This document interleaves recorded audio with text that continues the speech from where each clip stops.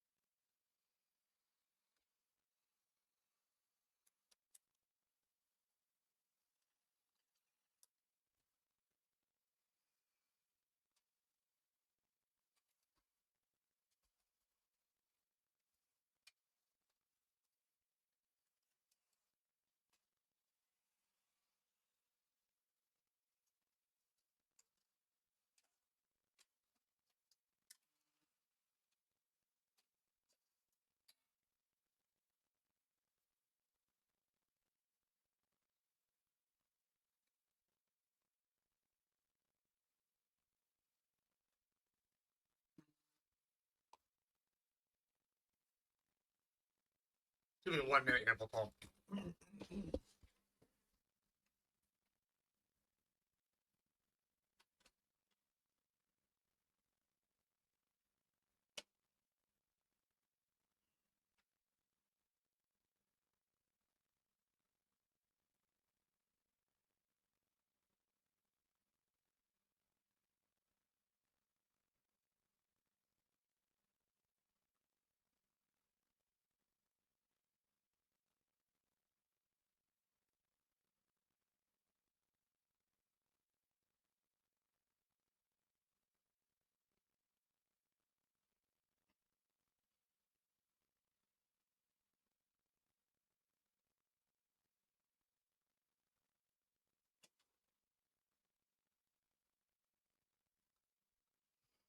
Ooh.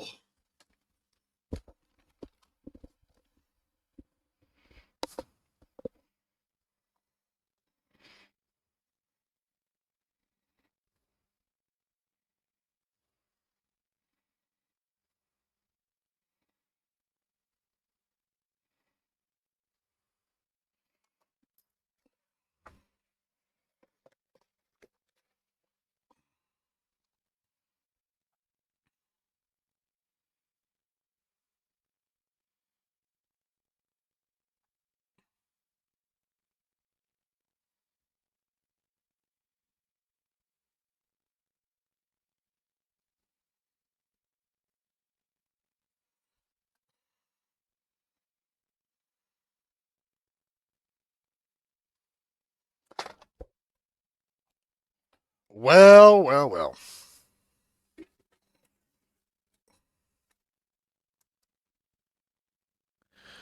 I suck at being drunk. Bro, I'm the most fun drunk. I don't know what y'all are talking about. Everybody likes Papa Gibbs. I do the best slosh cast, by the way. My slosh casts are legendary. We're bringing them back. Unlike Austin show slosh cast level at this point. Just the best. Mine are the most fun. The wildest shit happens on my. Look at some of these clips. Have you seen them? They are fantastic. Debauchery and degeneracy ensue regularly. Like,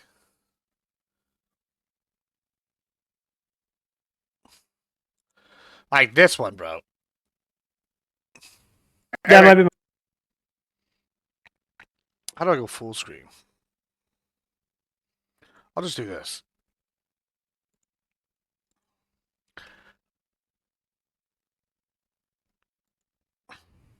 Also, you're gonna receive a lot of ads. I hate to break it to you.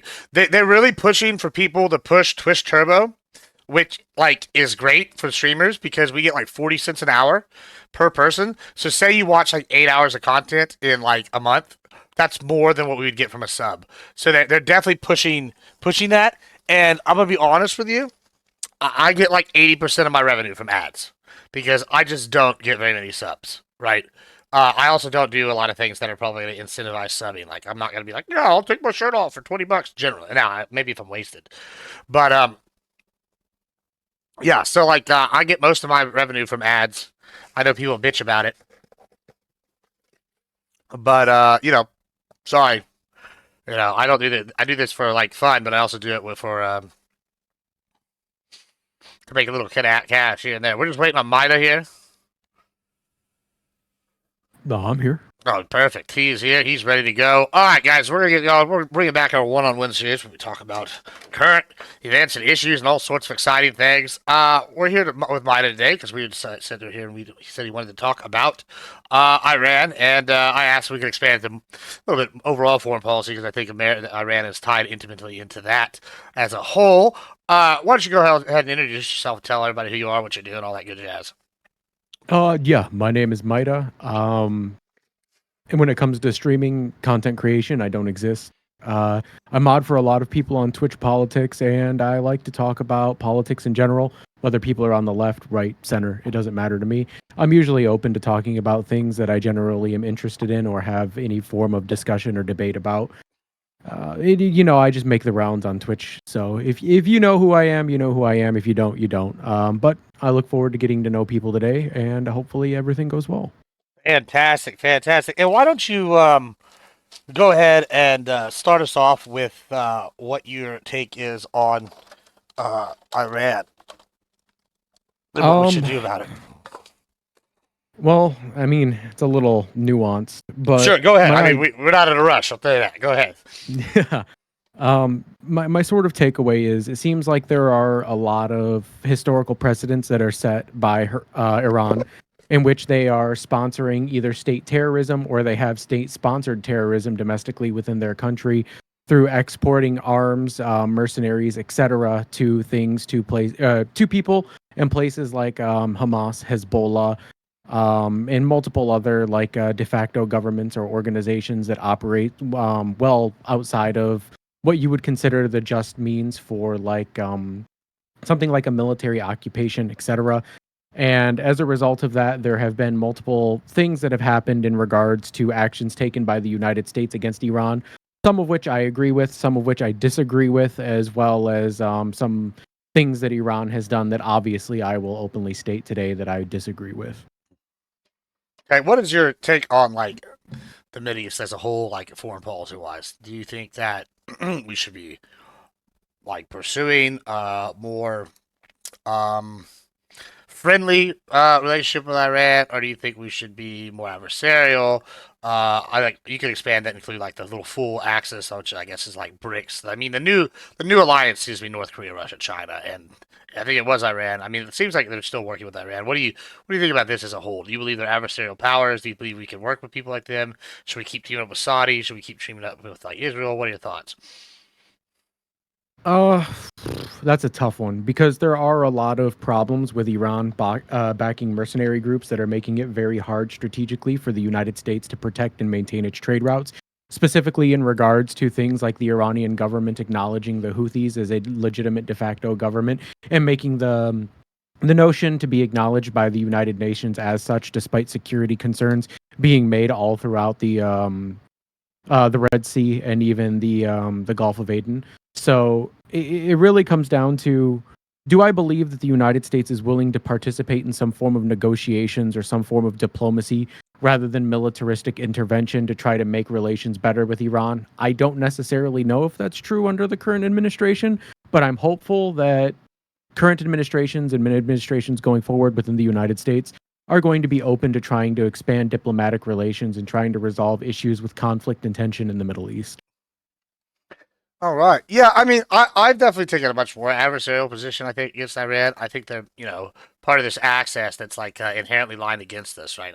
I'm not under the in impression that like these people want like a friendly relationship. I'm not. I think that I think that Erbo has failed drastically. I think it's been a myth, and I think it's leading to another like World War situation, which I almost feel like we're kind of getting there. And the only way to prevent that is to like start taking out the pieces now, right? And I think Iran is one of those pieces. They're oil rich. They have a large military age population right now.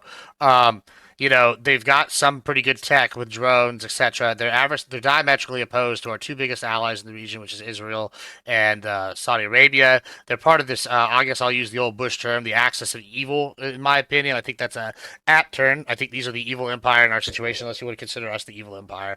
I'm not one of these people that sits here and is going to be like, I won't pretend that everything we do is good. Like in my opinion, if we caused Iran to balkanize, I think that yeah, it would suck for those people there. It sucks, but it would be overall better for like the United States as a whole. Like we would lose one of the key components. Yeah, there would be more terrorism, but any one terrorist organization is not the same as a actual country. There's a reason why ISIS was trying to become legitimized. There's a reason why the Syrian new government is trying to become legitimized, even though they're basically just a bunch of terror resistance groups getting together. I see them as a fundamental component.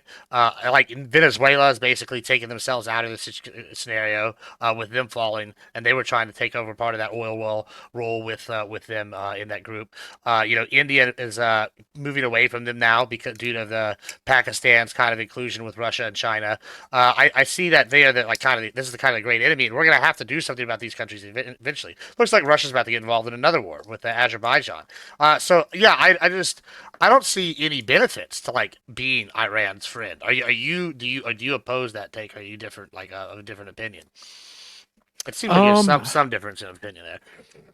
I would say a slight different in opinion because there are Iranian diplomats and definitely sort of, I guess, what you would call factions in Iran that have spoken out openly against the current regime in Iran being adversarial to the United States and trying to impose this sort of idea of creating an enemy of the United States when the real enemy is like Israel, according to them. And I think that if we potentially dialed back a little bit of support for Israel, I think it would give us a more favorable position to make negotiations with Iran so that way we don't end up in a more hot situation in the Middle East, specifically with the state sponsored governments or the terrorist sponsors that Iran is actually arming or propping up to this point and trying to legitimize, as you said in your claim. And I think it would be a better outcome to try to solve this peacefully. But obviously, if negotiations are not going to be possible, then I think it's just going to have to come down to the United States will likely have to go to war again in the Middle East. I mean, well, so okay, that's interesting. You mentioned that like we should dial back support for Israel, but like if we're talking about like not having to put the boots on the ground, right? So I live here in I live near Lackland Air Base, right? And what interesting thing about San Antonio, right, which is we have a large Arab contingent, and it's because of Lackland, because a lot of the Saudis train for the Apache pilot school at the Apache pilot school out here, right? So they all come here to the United States, they train, and then what happens is a lot of them after their tours they come back and they like stay here because they built connections here, they open up businesses here, or they like help someone in their family open up a business here, and they stay. And so we've got a very large Arab contingent, and it seems to be we are getting more and more economically tied to Saudi Arabia. Right, we're also getting more economically tied to others. I also went to A&M. There's a reason why what's I can't think of his first name. Robert Gibbs, I believe is his first name. Former head of the CIA director, is as a the president of A&M, I believe currently. There's a reason why the Bush Senior Library is at A&M.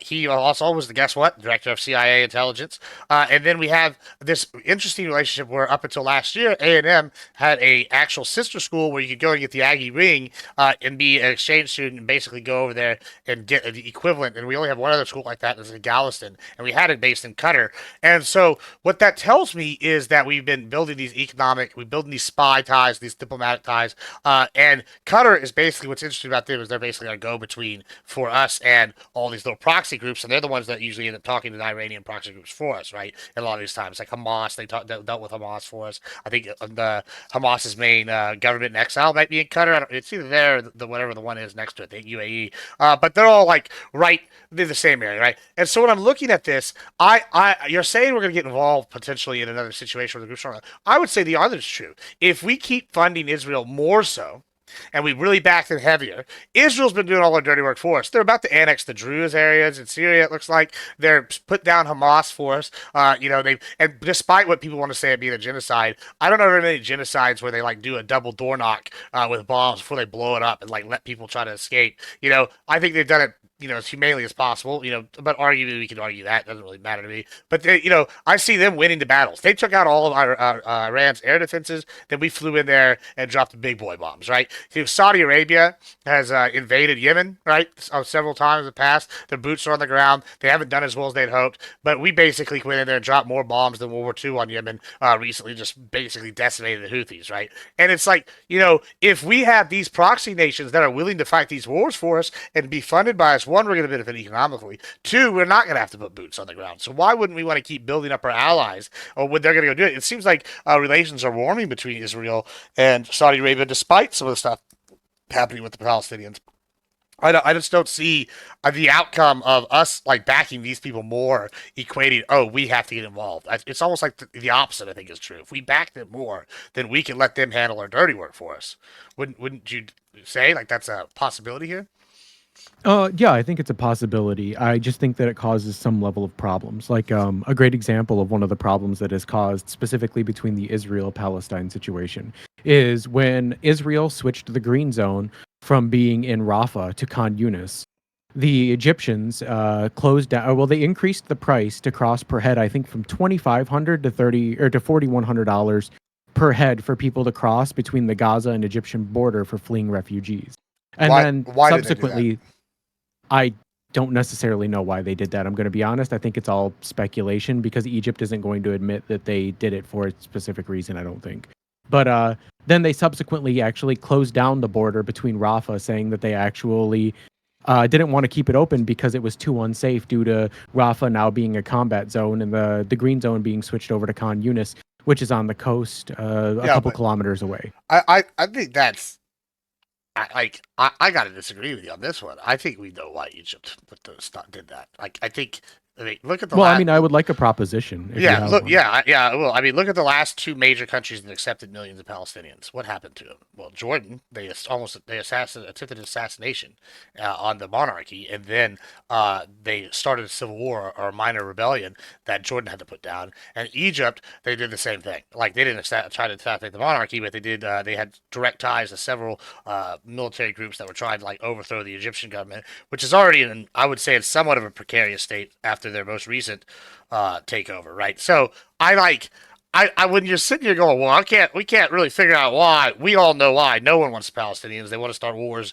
everywhere they go. Like it's kind of like I don't want to sit. I'm not really sitting here on the I'm like all super pro Israel train because I'm not. I'm not like yeah whatever like some of these guys. But I'm also not on the oh no Israel bad train. It just seems like this is all like if we have to pick our allies, we might as well pick the ones that are remotely reliable. I don't see a benefit here. I feel like Iran always is like negotiating in bad faith, and I like it's the same thing here. Like, they'll Israel will go negotiate with Hezbollah, and then Hezbollah will like launch missiles. They'll go negotiate with PLO, then Hamas takes over and then strips the power plants they built for the like health and safety of and the like betterment of the Palestinians to turn it into bombs. Like I I just don't see this argument like, oh, it's poo poo, so bad for the Palestinians. But it's like, well, how many times do you have to do something bad before people go, okay, maybe y'all need to get your shit together, like kind of thing. Like, you know what I'm saying here?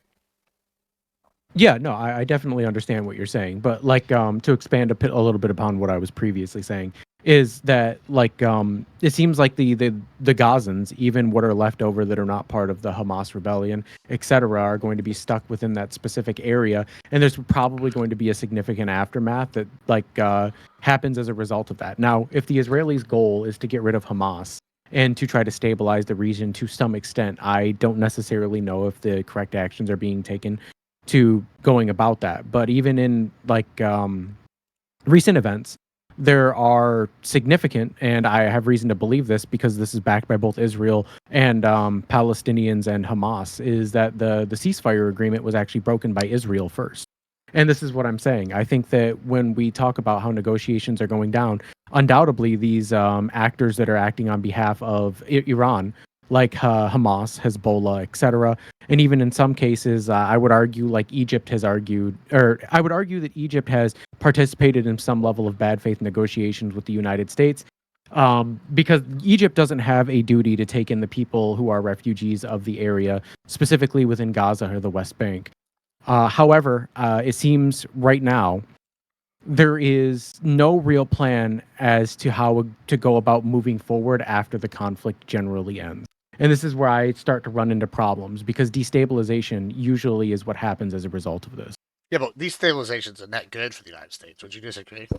I agree. I think that destabilization is somewhat a net good for the United States because it allows us to be able to kind of absorb or put people in like positions of power when a power vacuum opens up in the Middle East, especially where we're seeing right now the balkanization of Syria, which like we've seen Israel make land grabs. We see opposition groups that are backed by the United States and were funded previously by the CIA, currently taking control of places specifically in the South and the Southeast, which I think will generally benefit the United States. The only problem is, like, I think these places are in highly contentious areas, meaning that even if the United States does have some level of benefit for being able to make oppositional groups or factions that make these land grabs, are still likely to be attacked very heavily. And I don't know if it's long term sustainable to be able to continue to like protect these areas when we are already sort of struggling in the economic sector, just pushing off the attacks that are coming into Israel. Oh, wait, how are we struggling in the economic sector by pushing out? Well, I'm sorry. When I say we, I don't specifically mean the United States. So a great example is like Hamas and Hezbollah when they fire what are typically referred to as fertilizer bombs, which are Mhm. dumb missiles that they are shooting across the border of places like Lebanon, Jordan, etc., into Israel. The interceptors that are being used to be able to take out those missiles that are being fired, on average, are estimated to cost anywhere between like 160 to 200 times more. I don't think that this Yeah, is long term it's feasible aware. in terms of an economic battle. Right. Okay. I see. Yeah, I mean, I'm not diametrically opposed to that thought process. However, I look at everything through like an American lens, right? So at the same time, if we're providing these to like, Jordan and Israel and Saudi Arabia, these missiles and whatnot, to stop these fertilizer bombs, and it's like not cost effective. Aren't we the ones directly benefiting from them having to spend more to like prevent these things from happening?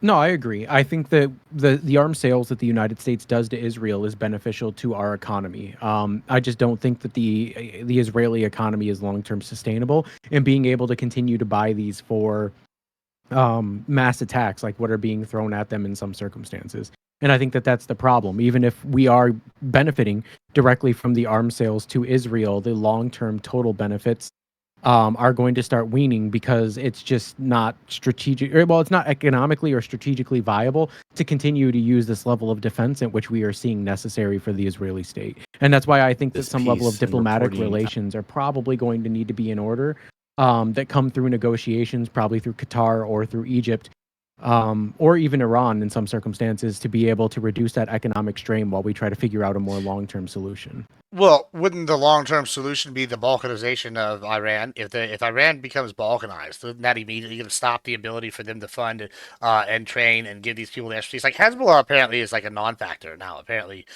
in their own country, like they've lost public support. Their military is decimated. They're losing funding from Iran and like right now because Iran's having to deal with its own problems, right?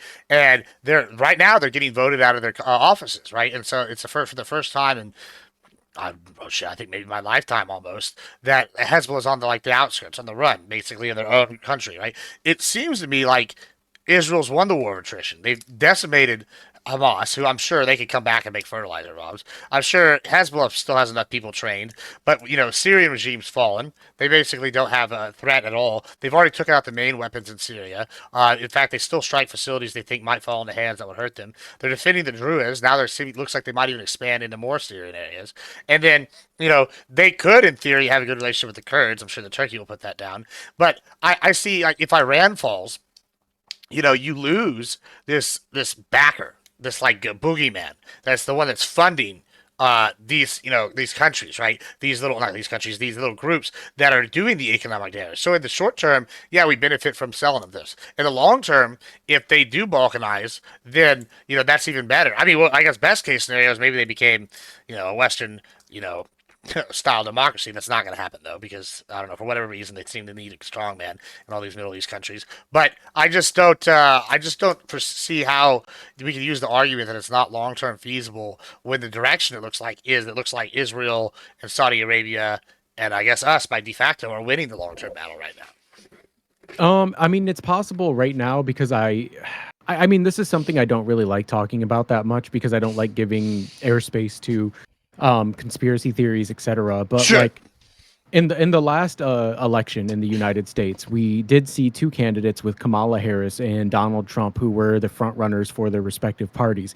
Kamala Harris, I believe her 11th and 17th largest donors were Israeli-backed political activism committees, and Donald Trump's, I think, third largest was APAC, and then there was hundreds of millions of dollars that were funded in or funneled in through personal funding and donations from people like Miriam Adelson and other Israeli-backed donors. But if the United States has a progressive that is put into office and they manage to take power, even though I think it is probably unlikely at this point, I don't think that that sort of wave of what you would call strength from the United States and the support for Israel would continue to the extent that it possibly could when you already have a large percentage of people in Congress who are backing like an arms embargo against Israel and immediately causes or immediate calls for ceasefire.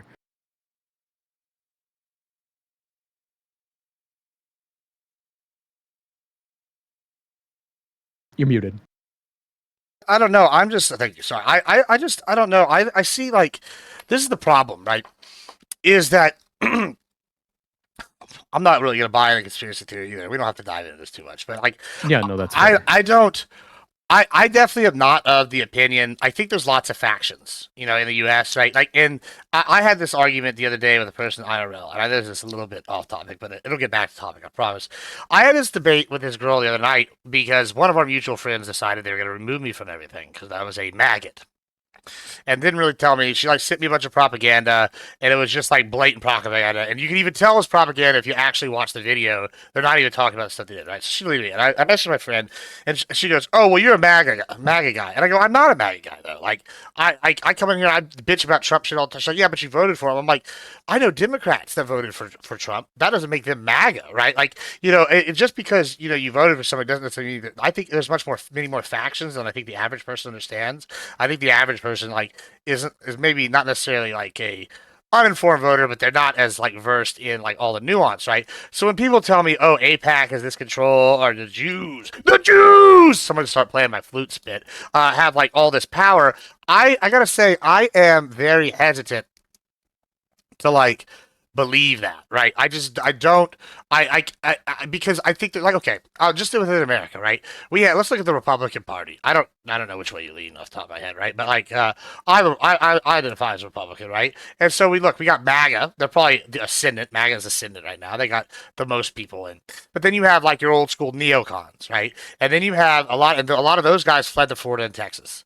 And then you have your southern Christians, like your Christian right, and then they're all dispersed amongst the South, right? Every state has some of those, and then you have like right, this is another one. You have Texas, and people associate Texas with a lot of things, but Texas isn't fully libertarian. They had a third party that was actually getting like a lot of votes and actually ended up winning more counties than the Democrats a few years ago, and then they got absorbed by the Texas Republican Party. You know what that party was? It was the Texas Nationalist Party, right? Now the Texas Republican Party's actual platform in Texas is to prepare to break away if we ever need to from the U.S. Right? That's why you see things like our own grid here in Texas. We have our own supply. That's why we're building desal plants in like places like Corpus Christi. That's why we're building like up relationships with other countries and stuff. There's all these like it's a prep, right? And so when you factor in like, oh, Texas, the biggest Republican state, is sitting here planning their own shit, and then they're sitting here going, oh, we're Republican, and people are like, oh, everything's MAGA. Yeah, I feel like it's much more factualized. And I think the APAC and a lot of the stuff you just mentioned kind of falls that category. I'm sure that these groups have donors that are pro-Israel on both sides, but I think that's just like Israel playing the field. I'm sure that there are foreign power like blocks that are trying to do the same thing with every party here in the U.S. And unless we just get rid of lobbying completely, I don't think there's any way around that. Like, unfortunately, so like, I'm sure we even have Iran lobbyists. Like, if we had some, I mean, it seems like we do. The way we have people sitting here talking about how great Iran is now compared to like like I've seen people with LGBTQ rainbow like turbans, and I'm like, you would be killed there for doing this, right? And they're like, no, no, no, no, no. So like, it seems to me like they've gotten their own groups here organizing and stuff. Like, why is it that the backing Israel is such a special case in regards to this? Like, I haven't been able to get that one around my head yet. Can you try to? Do you have an idea about this? Because it seems like you're taking that stance a little bit. I would say that it's not necessarily that Israel has a significant amount of power within the United States. I would just say that they seem to be the country that is most effective at getting their that getting presidential pundits or presidents or any form of like senator, governor, mayor, etc., to back the interests of the Israeli state, whereas other countries we don't necessarily see that level of enthusiasm or support. Now, I don't know whether that's because of financial support. I don't know whether or not this is because Israel is just one of the like most widely accessible like vacation spots for many political pundits in the United States. I'm not personally interested in speculating about that. It just seems like the outcome is that there are a lot of individuals who currently work within the congressional sector or even the government sector of the United States who seem to have the special interests of Israel held to a high regard. And now I'm not denying that Israel is a very important strategic point in the Middle East for the United States, but I don't know how far that extends in terms of the actual intentions behind the actions of backing them versus the individuals who do it. Because I think that the average person who's in government probably doesn't have that deep of an understanding of like geopolitics to want to put that into like some form of like logical action for the backing of the Israeli state. Mm. Yeah, I mean, we can move back away from the. I mean, I feel like I don't know if it's conspiracy, but it's or conspiracy adjacent or whatever. But we can move away from this.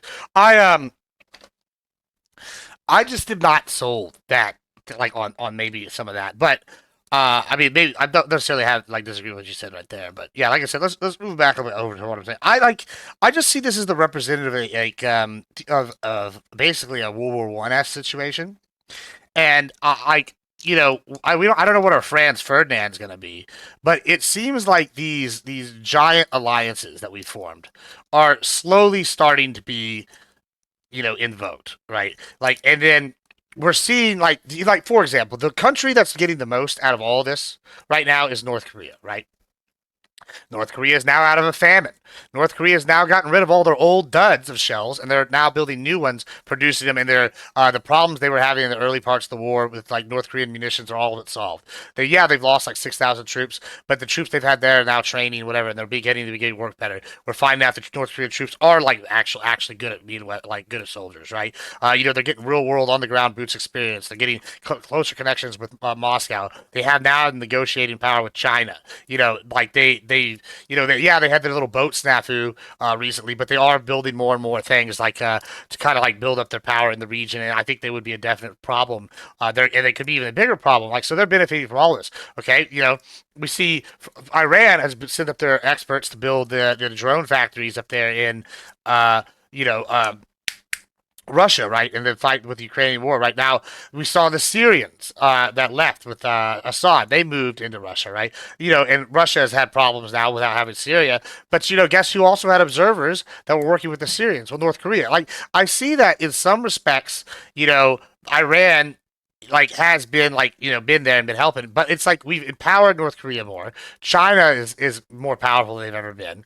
Russia is struggling right with Ukraine and whatnot, but it seems like these alliances are bringing us in to these wars, and I just it's like if we could get rid of these power players like Iran permanently, in one way or another, then that would be a net good. However, it seems like people are taking umbrance with that position. There's this like moralistic outrage from people on the left, like and that where it's like they don't live in the real world. They're like, all these countries will be our friend, and I'm like, these countries don't want to be our friend, right? Like they absolutely want to empire build on their own, right? Like if Iran could just annex Iraq and get away with it, they would have done it, like so. I'm kind of seeing like a disconnect from reality with a lot of people here on this, and I'm kind of wondering where you stand on this.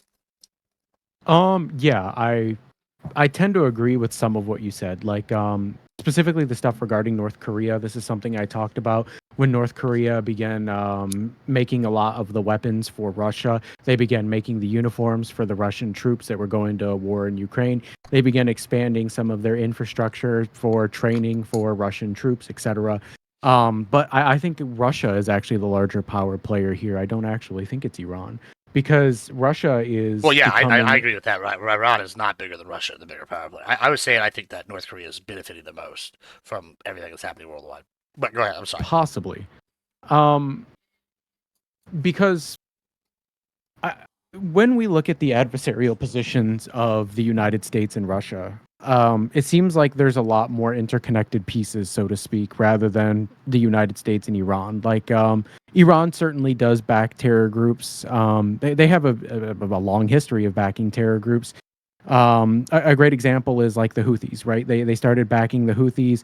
Uh, Man, I want to say the Houthis formed in like what 94, 95, but they didn't start. Then Iran made an official declaration um, of acknowledging their government in 2019, despite the fact that they became like an insurgent group against the Yemeni government in like 2004 or something like that. And now we're starting to see the Houthis become a major problem to the trade infrastructure and the trade routes in like the areas specifically regarding like the Suez Canal trade route over the Red Sea, etc. But I think that it's much more likely that the overlap of the goals internationally of the United States and Russia are becoming more and more prominent than that of Iran and the United States. And I think it's much more likely that we're going to see tensions increase with them rather than Iran or any of its proxies like coming soon here. Because I think that sort of the Israel Palestine situation has been on and off for the last 80 years at this point. So I think we're going to see some new conflicts pop up where Russia is likely going to be a more major player. Well, I mean, we're looking at like maybe I like Wait, you said what was the last thing you said? I think that we're going to likely see more new conflicts popping up rather than old, like sustained conflicts where Russia is going to be a major player. I agree. I mean, this is going to sound real crazy. I almost foresee a situation where we become the Taliban's ally in the near future because the Taliban hates all the people we do, right? Like, I can almost see that. Like, I don't know about ally, but like, frenemy, like it wouldn't surprise me because Iran is having water disputes with uh, the Taliban, and the Taliban's talk about invading three other countries, and they'd probably win against those countries over water, like right now, right? So I could see them doing this. They're already fighting with Pakistan. Pakistan's backed by both Russia and China. So yeah, I definitely don't see Iran. I've never seen Iran being as big of a power player as you know Russia. I think that's the wrong way to take the assessment I'm saying here. I see the big players are Russia and China, right? And Okay. they have built this semi big network of that's like outside. They're trying to establish an outside the Western framework, like with BRICS, and other things. They've taken steps where they've intertwined their economies more. I've seen some interesting stuff though, where it's like these are like allies of convenience, kind of like Russia, the United States, in World War II. Like we're friends with Stalin, but we know we're gonna have to deal with you afterwards, kind of thing. And I've seen a lot of that from China. There's talks about China wanting to retake Siberia, like invade Siberia and the parts north of them from Russia. I've seen like theories that have that now. If they actually do that, that would be something. But I'm seeing these things, and it's just like. Yeah, I think that Russia is dragging us into a new world war. Like, I mean, if Azerbaijan gets involved directly, with Russia right now. I mean that. How many other countries are going to be directly brought in by that soon? Like following, it's like the Baltic states all want involved. They all want to go in.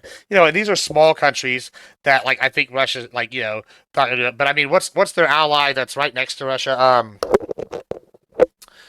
Of course, I can't think of the name. The dictator, friendly dictator, he's on the border with Russia, and Ukraine. I'm blanking. Anyway, I see that country getting involved, and it wouldn't be too surprised if Poland goes in, and then all of a sudden now we have Article 5 and like induced, and we have like a new world war like going down. I think Russia is the instigator right now, and I just see by taking out their allies and their ships, like losing that port in Syria, massive detriment to the Russian like ability to like be a threat, power projection wise. You know, I I just see by taking out their allies one by one, slowly but surely, this takes away their political power. Like Syria being gone definitely weakened their power in the Middle East, right? You know, and they put a lot into that. Like how many Wagner troops lost that little battle in Trump's first term, right? When they tried to go against U.S. forces, we see their ability to like attack U.S. forces there is gone. We see, you know, this pipeline with Hezbollah moving into Syria to attack Israel. That's gone, right, for the most part. We see Iran's ability to fund and like move stuff into Hamas territory. That's basically gone, right? So it's kind of like if you take out their proxies and their allies, then you eventually isolate them, and yeah, they might be more wild and crazy to be able to like more willing to do kind of crazy procedures because they feel more and more isolated. But unlike North Korea, I don't think Russia knows how to be isolated. Right, I think that's the secret. Is we're gonna have to drive on the wall and slowly isolate their people, and then push them out. Then if we're gonna actually like, because I don't think there's a world in where Russia isn't an adversary. Like, do you see a world where Russia is not an adversary? I can't honestly say that I do because obviously I don't. So I'm going to say something, and your sort of knee jerk reaction is going to be the same as every dumb leftist who has spouted off this talking point. But I don't view it in the same way. So, like, when we talk about the imperialist nature of the United States and Russia, right? Like, Based. imperialism isn't necessarily something that is intrinsically bad, I even though agree. the left likes to give it a negative connotation. You have two types of imperialism. You have the soft power and hard power. So when you are talking about diplomatic relations and the imperialistic nature of these two countries and their sort of goals and ambitions within the places like the Middle East, obviously you see China with the Belt and Road Initiative that actually has three routes that run through Iran and an additional route that runs up into Iran through the maritime waters. So Iran is a strategic position that it seems like China wants to back to some extent, but they just don't want to pull the trigger on like actually going full force and saying that they want to do so. However, there's the opposite side with the United States, where we see Iran as one of the biggest adversaries to our current interests in the Middle East as well. And potentially going forward, it could be China in the same position as well, just the nature of the problematic backing of specific terrorist groups and other like military occupations, juntas, etc. within the Middle East. China will likely want to move away from that sort of like look of sponsoring state terrorism. And I think that like it puts Iran in a tough position because when these overlaps are going to happen, I think there's going to be much more of a clash right now. But it seems like at the moment, China and Russia are pretty steadfast on their idea that they want to support each other up until they can achieve some of their goals to try to push back against like the West and its allies. But I believe they will also likely be adversarial towards each other at some point as well, because it seems even the interests of Russia and China are overlapping. A great example of this is the the jet project that was being done by India that was originally negotiated for new MiG fighter jets for India to be built. However, the United States undermined that contract and actually negotiated production of the parts and assembly of the jets within the United States to be shipped to India. So that sort of puts some tensions on BRICS as well. Part of why is that though? I think it's you know, I'm a red-blooded American, brother. I might be a liberal, but I bleed red, white, and blue. We just make better shit. Well, that's true. But that's true. One, the war stuff, they've seen we make better shit. But I think two, who did Russia back in the Pakistan India shit? Pakistan, right? They backed Pakistan, and that pissed India off quite a bit. Like, there's one thing India hates, it's the Pakistanis, right? So, like, you know, I mean, I just watched the video of them like literally pulling like the old school like Houston style like Crips versus or Los Angeles style Crips versus Bloods beef from the '90s at like the UN. Like their bastards were literally like in a fist fight like just the other day. Like it doesn't surprise me that they would immediately be like, "Oh, okay, you're gonna give tacit support to them. We're gonna buy U.S." Like, I mean, we've been begging India to get into the circle with us for a while, and India's been like, "Yeah, we'd rather keep to ourselves," right? But at some point, I think sides are being drawn. Like, I think that's just what's happening. We're in this. There's, I don't. I think the Cold War ended, but this like Western like the idea that we need to spread the Western ideals never ended on our side, right? And now we have all the regional powers are like that are not in that circle are all like are pushing back, and I think some of these countries are in that circle. I think China and North Korea, all these, and I just don't see a way that we can avoid this. And it's all, and so in my opinion, it's like we have to take out the little bit piece allies. Like right, we backed Rwanda. Rwanda whooped Congo's ass, and then now we come in there and we sign up a deal, and they give up their support of Russia. Like this is another thing we haven't talked about recently, right? Or very much, at least in the like American circles, is that the Congo just threw the Russia under the bus. They were the ones to supply. They were going to be supplying a ton of the rare earth minerals there. Rwanda invaded on our behalf. We signed a deal stopping that war. Congo's get like say whatever, and now U.S. companies are moving in to Rwandan and held areas in the Congo to start mining those, take over for the people that are there currently to mine those for us. And while Russia is being forced out of this thing, I just once again that's another like idea that we're isolating Russia slowly but surely, knocking them out, whether it be through our proxies like Rwanda, whether it be with our proxies like Saudi Arabia and Israel whooping that ass, and then big boy U.S. killing him, whooping him, and then our at the same time Trump's amazing negotiation skills, doing the peace deal with Pakistan and India, and then them nominating him for a Nobel Peace Prize. I mean, would you argue that Trump is being effective or not effective when it comes to foreign policy with these countries? Because I think that he has vindicated Bush entirely after the Iraq War. Now, like it took 20 plus years to get there, but like Bush is now vindicated for this, like taking out Saddam. Like that's what it looks like. I don't know if I would say he's been super effective. Like for the short term, I think he is. I think if we're talking about contracts or like peace deals that are being implemented that allow us time to negotiate for a more long-term plan, you can argue yes. Now, whether or not that's going to hold up by the next administration, etc., to be able to play out in a pragmatic way, I'm not going to speculate. However, I will say that like with the Kashmir conflict heating up again, I think it's very likely that we'll likely see India trying to have some form of backing by the United States in that conflict, We are already seeing like mass protests against the United States involvement, and we're already seeing a lot of like critical stuff in terms of like how militarily India is placing themselves strategically to be able to win this conflict, even in the short term. If it does become like a more heated conflict, I think it's just going to turn out in India's favor, personally. Well, yeah, I But mean, it's also going to turn out in another group's favor, which is I think that if India actually hits Pakistan's government in any meaningful way, there's a group that's going to take over parts of a major portion of Pakistan, and that's the Taliban.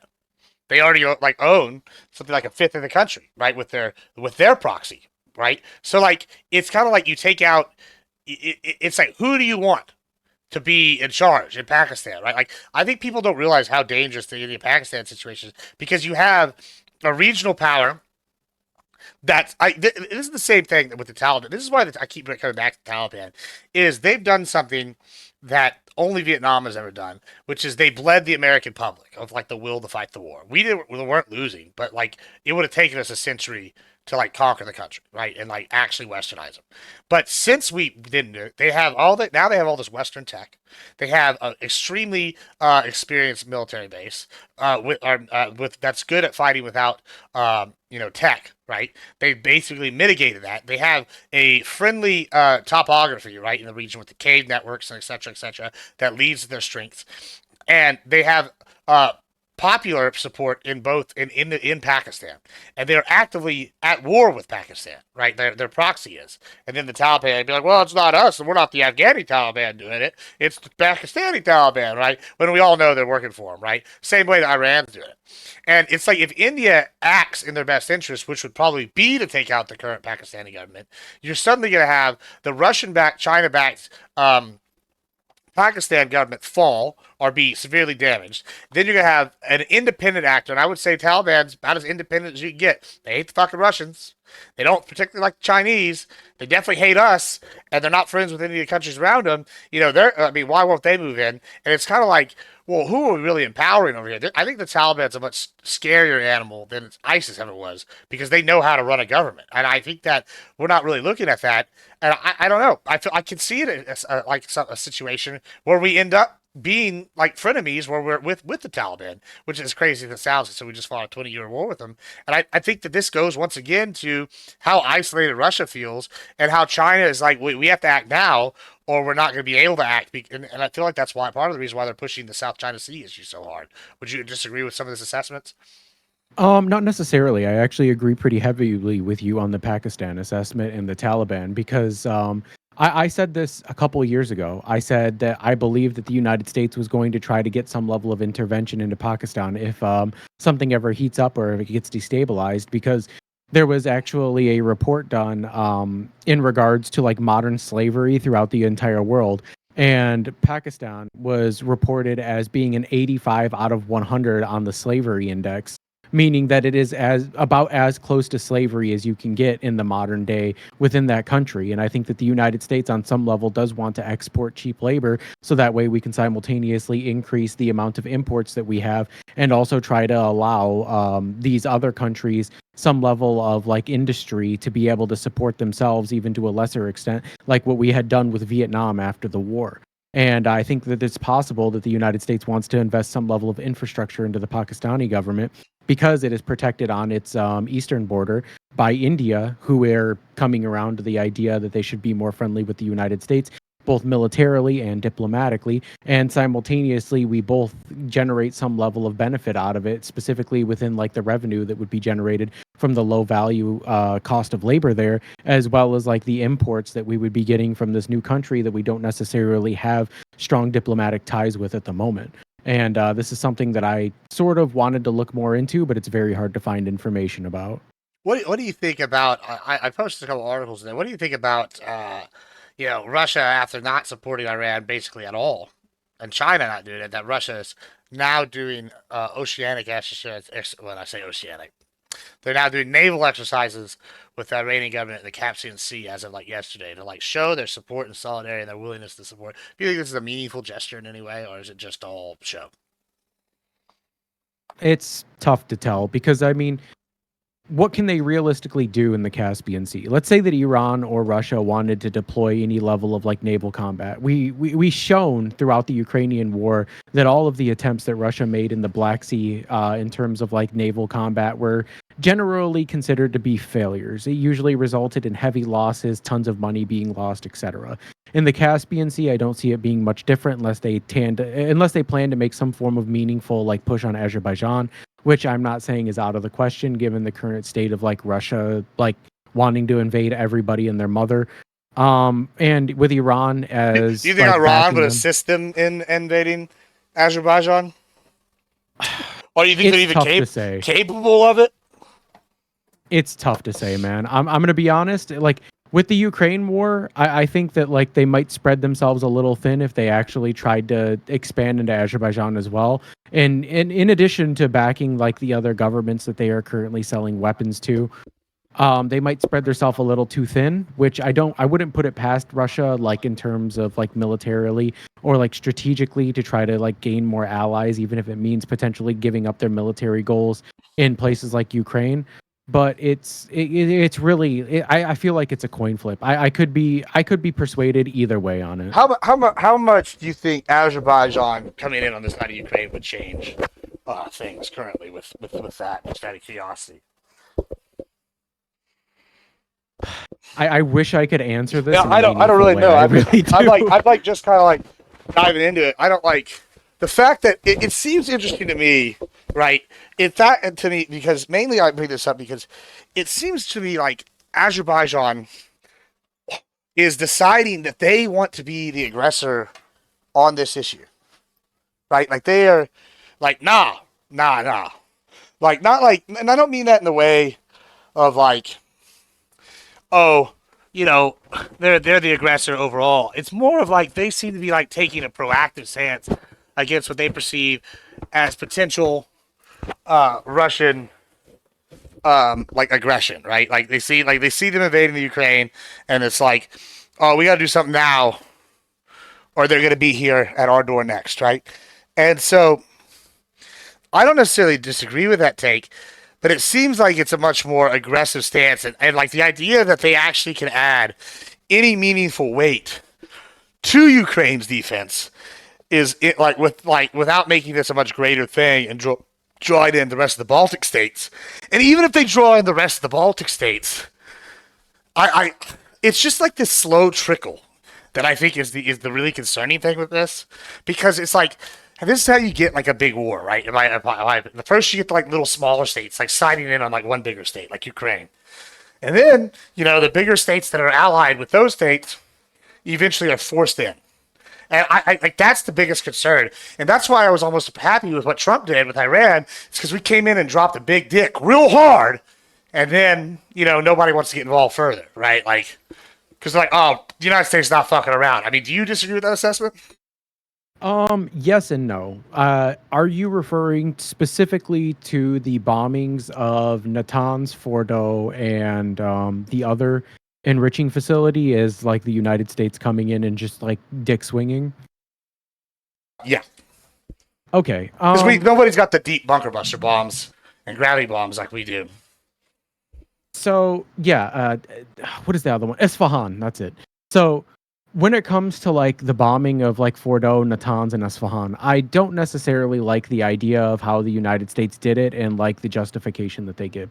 So the United States, specifically the Donald Trump administration, said that the reason that they did this is because Iran was enriching uranium to potentially weapons grade quality at these like bases. The problem that I have with this is that Fordo specifically said that they were capable of enriching uranium up to 60%, 60%, or what is described as near weapons quality ever since 2000 and I think like 15. And the enrichment facility, specifically Fordo, was completed in 2012, and it's entirely possible that with the centrifuges that they alleged that they had there, they were capable of doing it all the way back then, even though it wasn't confirmed until 2015. But even then, like there were multiple IAEA reports that were done, I believe, between 2022 and 2024 that said that Iran had failed to explain uranium traces at previously undeclared or undescribed locations. and they had the credible belief that there is the presence of a fourth enrichment facility that exists within Iran outside of Fordo, Natanz, and Isfahan.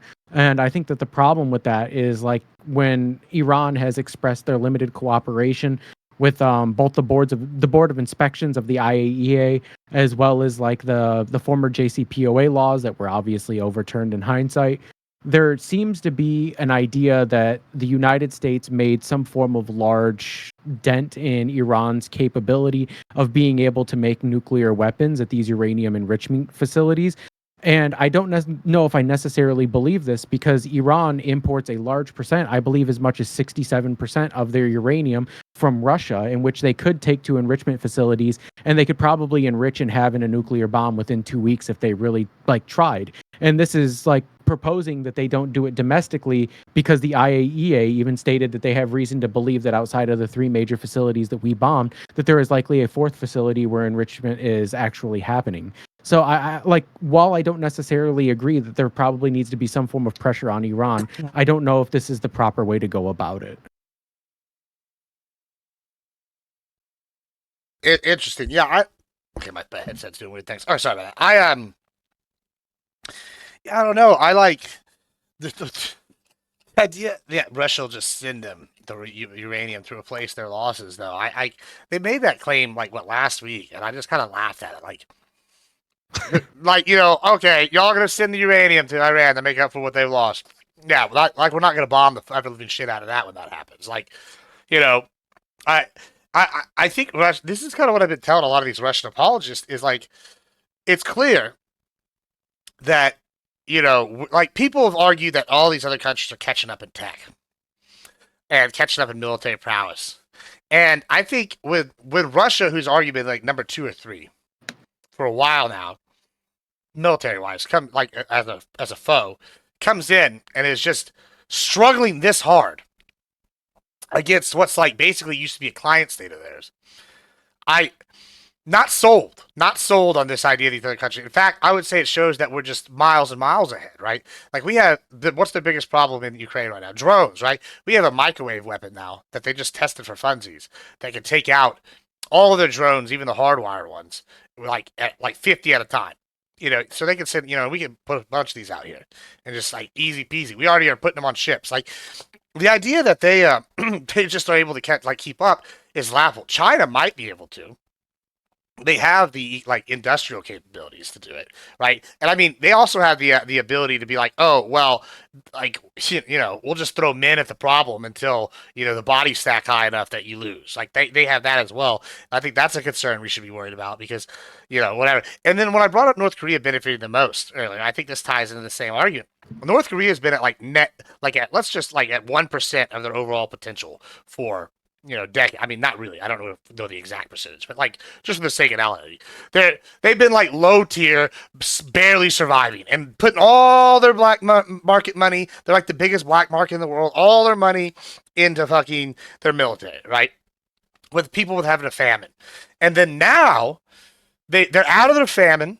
They've got ties with a much bigger power, Russia, that they didn't really have before. They have direct trade relationships. They're trading with them. They've gotten rid of all their old munitions. They've reopened old factories and opened up new ones. And so now they're operating at like, I don't know, 15%. Well, when you go from like 1% to 15% of your total like potential, that's a massive jump. Like it's not like if we jumped up 15%, like there's no way we could go up another 15%. We could maybe maximize if we all got together and we became the ultimate actual communist state, like that was, predicted in one of these sci-fi books or something where we were all organized. There's no way that we would hit this higher percentage even in our best like sci-fi game like that the mountain in North Korea can hit in an amount of time, right?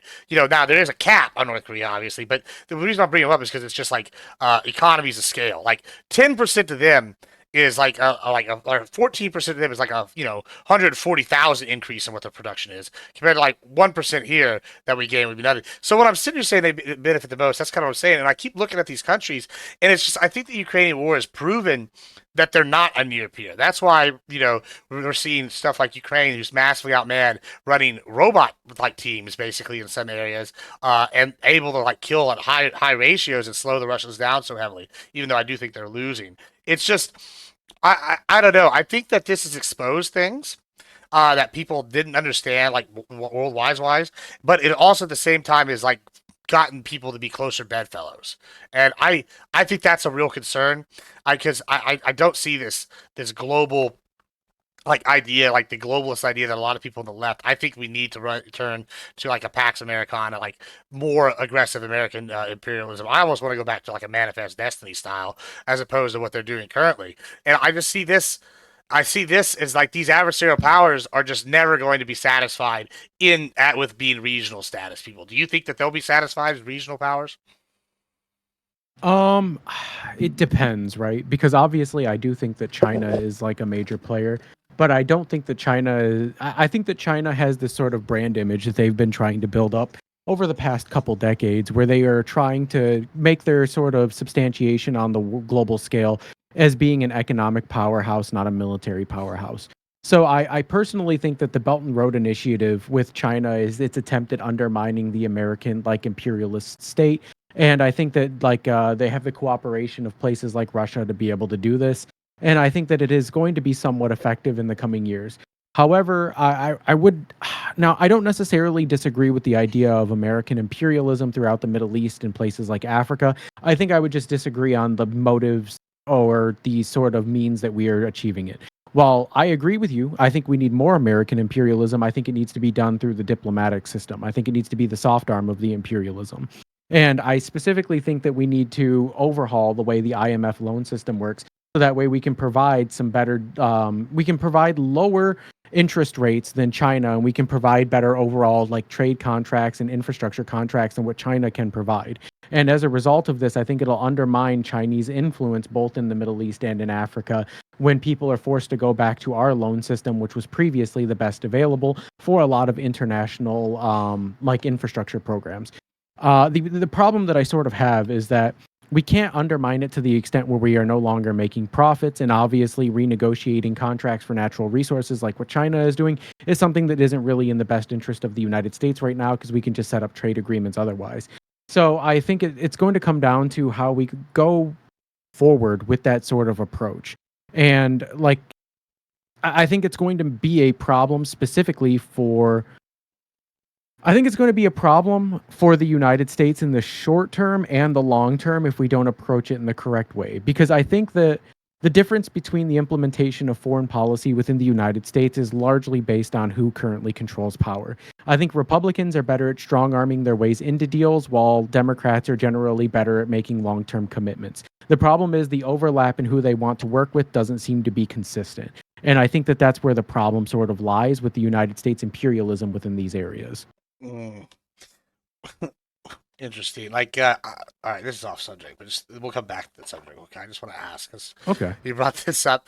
All right, so are you familiar with? I've seen these people recently, saying might give Texas and California back to Mexico, and No. well, hold on, you haven't even heard the question yet. You're gonna like this. People have been saying we should revoke the Treaty of Guadalupe Hidalgo, which I find interesting because if they, and the fact that they're arguing this, that means they don't know history. Because if we revoke the Treaty of Guadalupe Hidalgo, we would own Mexico up to Mexico City. Would you be opposed to like reconquering and owning them up to Mexico City? I don't think so. I think it's too much of a listen. Like I said, I am generally pretty nationalistic for someone who is on the left. I think if Mexico wants to take back Texas and California, I say go ahead and try. But there's also a part of me that doesn't want Mexico. I see the way that Mexico's current establishment is run. I see the way that the cartels are starting to get more and more out of hand, specifically in regards to like things like human trafficking, drug trafficking, arms deals, trades, Yeah, etc. they're just moving to Canada now. That's why I fucking been saying from day one we need secure borders on both sides. Like it's not people like, oh, you're racist, you hate brown people. I'm like, why do I want a border on Canada then? Because what has exactly happened? I just saw that interview with the guy on Sean Ryan, the girl from Sean Ryan that's like a cartel expert, and she was just talking about the same thing, how the cartels are moving to Canada and they're setting up their operations there because it's easier to get through now. And it's like these organizations have millions and millions and millions and millions of dollars, right? They're billionaires, right? And so like it's not people like, oh yeah, we'll just stop this and it'll stop the cartels. Like, nah, that's not how that works. They're just gonna find a different way, just like the Colombians did. They had the Caribbean corridor that got shut down. What they do? They went to Mexico. Like they're smart people, even if they're evil people, and that's kind of why I'm almost getting to the opinion we will need to invade at some point with Mexico if we really want to fix the cartels. I don't think that we do want to fix that problem for whatever reason, but that's off subject. But yeah, I mean, well, I guess this is on subject because I mean, China is backing the cartels. They're the ones selling the fentanyl mixtures and base ingredients and sending all this stuff to Oh, them. absolutely. And I think that's a real problem. And I think that that's something that needs to be done. Because I don't think we're doing that back to China. We don't have any fentanyl cartels set up in Vietnam to ship it over there, but they sure do here. Like, and then instead we're spending our money on AIDS programs in Africa. I'm like, okay, I feel like this is a mistake. I mean, that's why I'm glad the soft power got taken out. Like, what's a maybe it's a spy op, but like, what's the benefit of building, having trans operas in Uganda when they hate, LGBTQ issues? That's not going to build us any friends there. Whenever China is over here actually building like infrastructure, like that's kind of like where I'm at. Like, I think at some point the soft power has been done ineffectively, and I think it continue. We keep finding examples of this as Doge goes through stuff of how ineffective it's been. And I think that's a real problem. And sometimes I think we need to come in with a stick because the carrot we've been offering is the wrong fucking carrot. Sure. And I don't necessarily disagree with all the implementations of restrictions and cutbacks that were done by Doge. I think that funding things like Sesame Street in Afghanistan was a little bit silly. But there were Well, a lot of things. honestly, I'll take that back. I actually will fight you on that one. I think that Sesame Street is maybe a better use of it than some ways. How so? Because all right, there's what is it, like 100 countries have Sesame Street.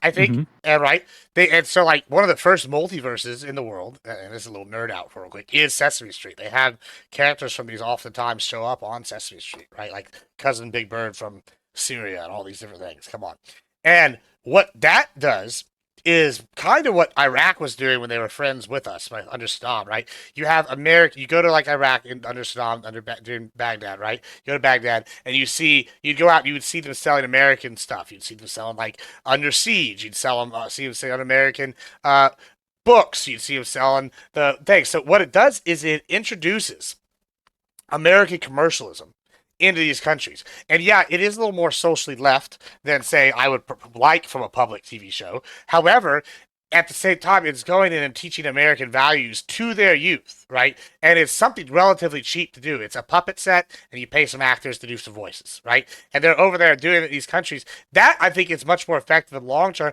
These kids are growing up with American values. Oh, I'm on Sesame Street watching a Big Bird talk about American values like friendship and love and hard work and shit. And they're like, oh, these Americans aren't so bad, yada, yada. Then I see them doing something like, oh, we're going to send money over to a gay opera, and you got like Uganda is the one I keep coming back to on that one, or like some of these other countries that are very radically right, and yeah, Pakistan is radically right.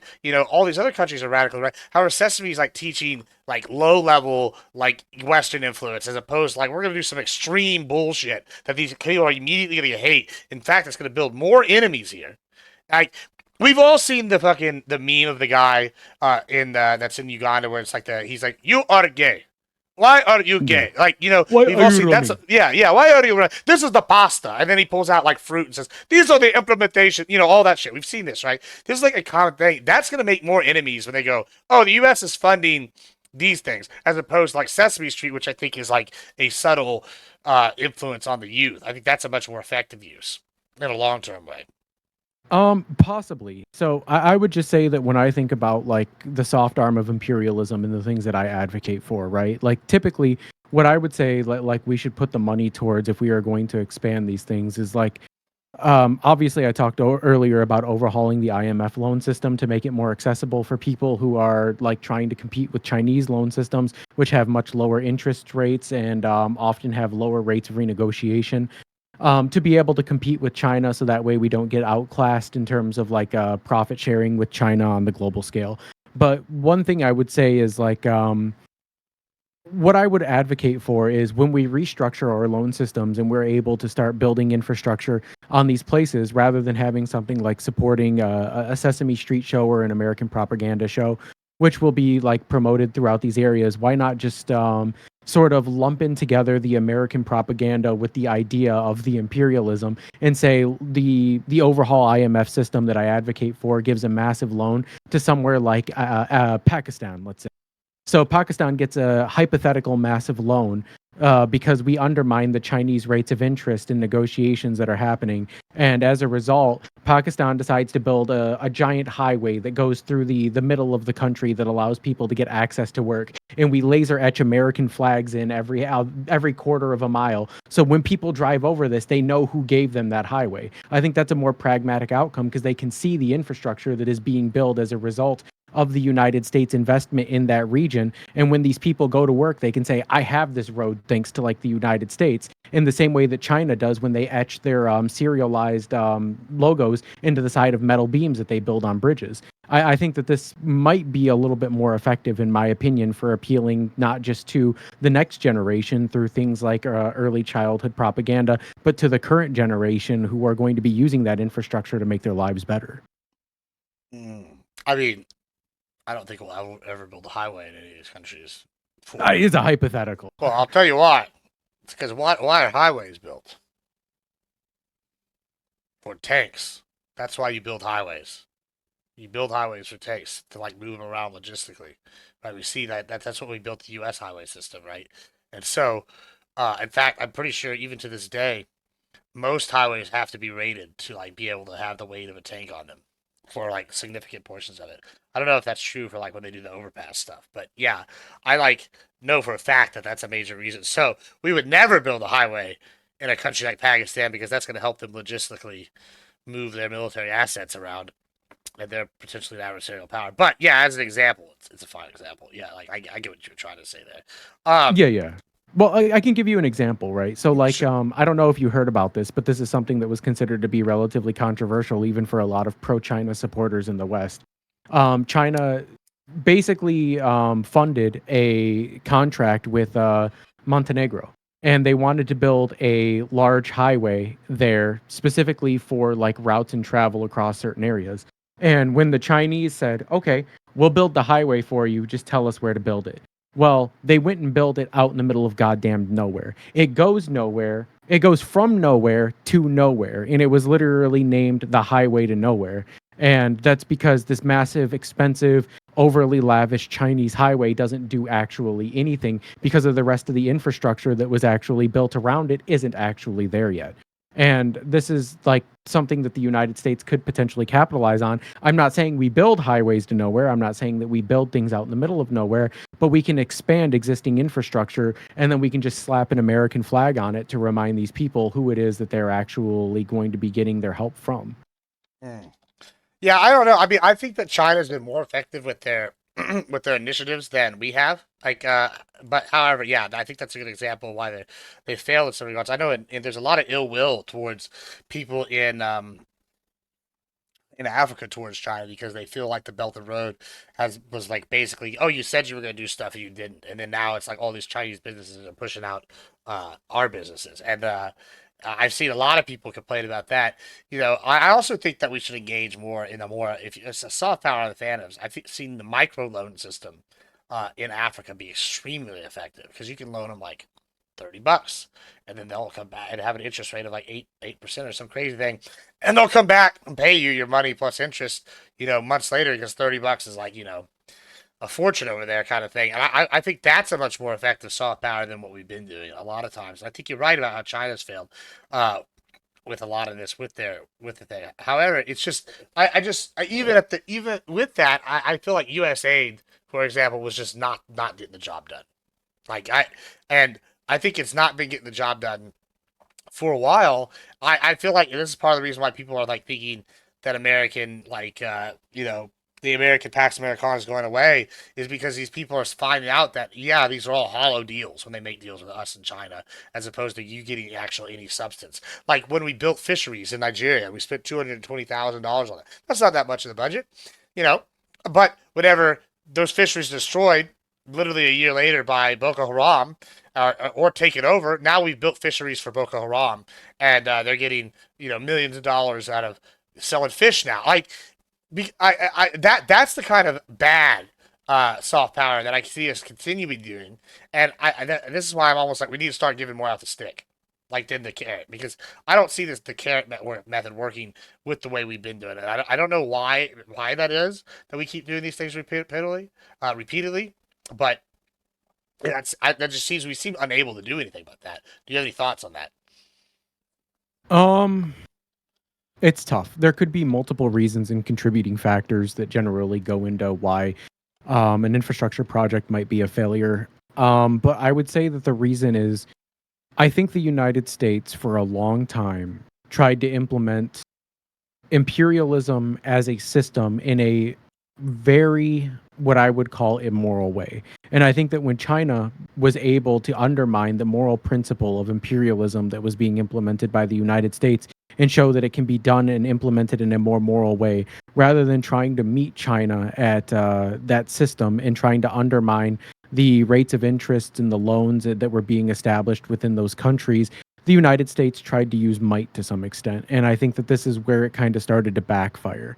Um, Now, don't get me wrong. I don't know how much of interventionalist policy I would be willing to implement on behalf of the United States for these other countries in regards to things or stipulations that could come along with like infrastructure contracts through like loan systems. But I think about it and it's like, would I prefer implementations of government or governing structures that benefit outcomes or like businesses within the United States or the like non-domestic interests of the United States? Absolutely. But when we see the United States try to implement sort of contracts or 10 to deals 15 seconds. that undermine the sovereignty or the governing structures of the countries that are actually having these deals, they usually end up poorly. And it's just kind of a balancing act, right? It's how much intervention can you do while simultaneously benefiting both yourself and the recipient. Yeah, I find that to be I find that to be true. I mean, sometimes you don't have to like get that much from the recipient. It's more like in direct response though. I think some of it can be the more long term. We just need we need like you're trying to build a relationship kind of thing. Um, but yeah, I don't know. I it's interesting stuff. What here? We're coming back to the end of what I planned out here. What do you have any thoughts on that overall, Um, like about what we should be doing here with Iran or foreign policy wise that maybe we haven't covered? I mean, there's some stuff. Obviously, there's like there's a little bit of history of Iran that I think is important. Like, Sure, let's go to that. obviously one of the big ones was like the JCPOA. Um, there's I don't personally think the stuff with the Houthis is a big deal, but a lot of the left seems to think that it is. I don't know if that's something you want to talk about or cover. And then Sure, like, you can talk about it if you want to. Go ahead. well, it's tough because it's tough because I kind of hold a conflicting position on this. So when we talk about international Iranian politics, obviously I think that there's just, again, as I said before, there's a long history of them backing terror groups.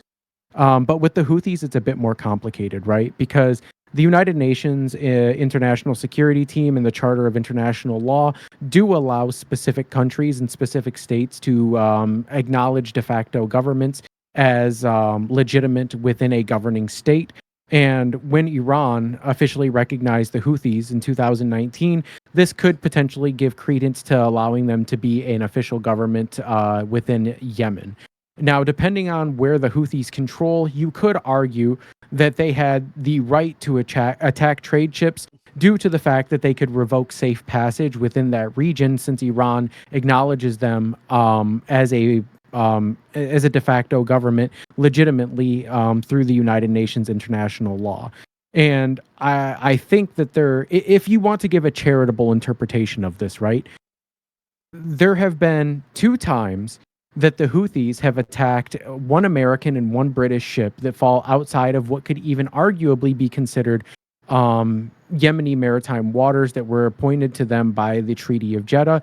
and that's assuming that you agree with the notion that the Iranian government can officiate the Houthis as a de facto government within Yemen. And this would be justifiable, or sorry, this would justify a response by the United States and Britain to drop bombs or attack against the Houthis within Yemen, as well as justification for our allies in Saudi Arabia to be able to do so and well. However, if you take the stance that Iran should not be allowed to officiate the governing system or the de facto government of the Houthis in Yemen, you have to remember that me as an American am going to use the exact same reference of what Iran did. The only time that the United States has actually acknowledged or recognized a de facto government through the United States international law and through the charters that are available was the Israeli acknowledgement of statehood in 1948 by the United States, which led to the creation, or sorry, the official backing of Israel. So it seems like this is just different sides of the conflict, so to speak. Mm. Yeah, I mean, interesting. We have to look more into that. I mean, I like I see like the Houthis as an especially great evil. Like they're like the biggest slavers in the world currently, if I recall correctly. I mean, I guess maybe you could say China is if you want to take people for the word that they got like a couple million people just out there slaving away. But yeah, as far as I know, that the ones that do the most bought and selling of trade like slavery, the Houthis are up there right now. They're like the modern day Barbary states almost, and I almost am of the opinion that they need to be wiped out. Like I don't think there's that the idea that we could put like Hassan, for example, and I hate to use Hassan because he's just such a controversial figure, but like the idea that a major streamer on a platform can not pull a Barbara Walters where they go and interview somebody and they're a piece of shit and people be like, yeah, well at least we're getting to hear what they're saying, in like an actual interview format. I have like not a problem with like her or Tucker Carlson the way they did like their interviews with people that are controversial, right? But I do have a problem whenever we have someone like Hassan who could bring a Houthi on when they're unabashed terrorists and slavers and they're like religious radicals. I think earlier you might have said they're a mercenary group. If they were a mercenary group, I'm not familiar with that. They're definitely not one now. Like that's and I think that they're an especially bad thing that we don't need to let get out because groups like them and this is another thing that I separate. I think people need to like realize when they talk about ISIS, right? And they talk about well, who's worse, et cetera, et cetera. The Taliban, for example, they seem pretty happy with their yes, they want to build a caliphate or whatever, but they seem pretty happy with their corner of the world. Yeah, they might want to be a regional power, but maybe they're realistic and they don't think they can. But they seem to be very much like happy with their somebody like the Houthis and the ISIS. Those people are never going to be satisfied with just like a little corner of the world. And I mean, I don't want to live in a world where the Houthis have enough power to have power because in the 21st century here, they're going to be having modern. We're going to be returning to a modern slavery, like to the style that we had if we fought in the Civil War, or the style that the Great Britain was trying to eliminate worldwide. Yeah, I don't know. I see that as maybe like that's something that we don't need, and I feel like that we're not maybe even being hard enough on the Houthis, if I'm being totally honest. But I know that American public doesn't have a stomach for a U.S. intervention, especially when Israel can do most of the dirty work and the Saudis can do the dirty work there for us. I mean, like what do you want done about the Houthis? So that's a tough one because I think that there are multiple ways that we could sort of solve this. Obviously, the Houthis suck. I think the Houthis absolutely are just god awful. They are terrorists, and I don't mean this in the sense that we just call everybody we don't like a terrorist. How people will call the left, or people will on the left will call people on the right terrorists. They'll call MAGA terrorists, and people on the right will say, "Oh yeah, I don't like the Antifa. They're a terrorist or whatever." No, the Houthis are actually like terrorists. These are bad people. They have been, I believe the United Nations has cited them like 17 or 18 times now for human rights violations. Obviously, all you have to do is take one look at their flag and you can see that they're not good people. It literally, they have anti-Semitism literally sewn into their flag. And like I don't like talking about Hassan, obviously. I don't like Yeah, I mean, Hassan. I'm not a huge. I'm not. I mean, I only brought it up because the fact that a major. So like, despite not liking him, he is one of the world's most influential streamers. Like, Oh, you know. absolutely. But I think that's a bad thing. Yeah, I agree. I Um, don't. I mean, I wasn't saying you were. I didn't. To be clear, nobody here is standing Hassan. No, absolutely not. But yeah, when you give the sort of mouthpiece to bad faith actors, in my opinion, I think Hassan is in this regard. When you give a mouthpiece like Twitch and you give Hassan Piker the exposure to be able to spout off Houthi propaganda, at which it immediately comes back to bite him in the ass when he sees the level of like advocacy that these people have for things like anti-Semitism, for things like slavery, piracy, just blatant murder and jihadism.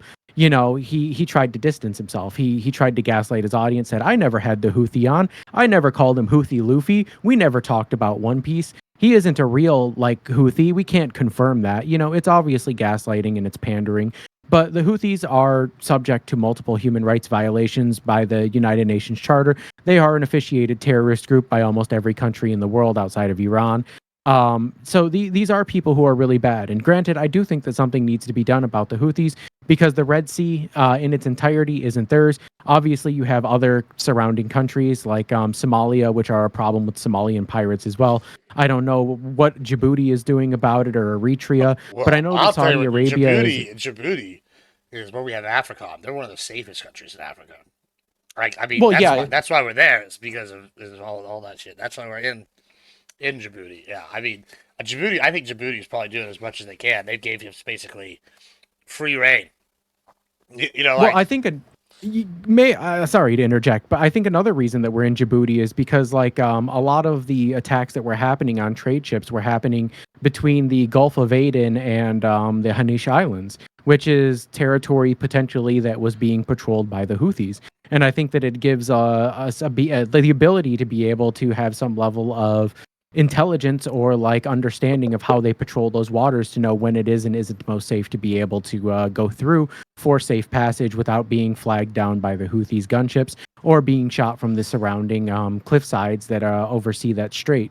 Um, but like I said, it's kind of a double-edged sword because while I think something should be done, I don't think it's the United States' job to do it. Obviously, the Saudis are trying to handle it. And like I said, I believe Djibouti, as you said, was actively, maybe, I don't know if that's this is true or interesting not, but take. I believe they're taking a stance against like Somalian and like Yemenis So pirates. that's an interesting take that a lot of Republicans have made. Right, is that it's not our job to do it, and the response from a lot of like neo libs and some of the neocons has been okay.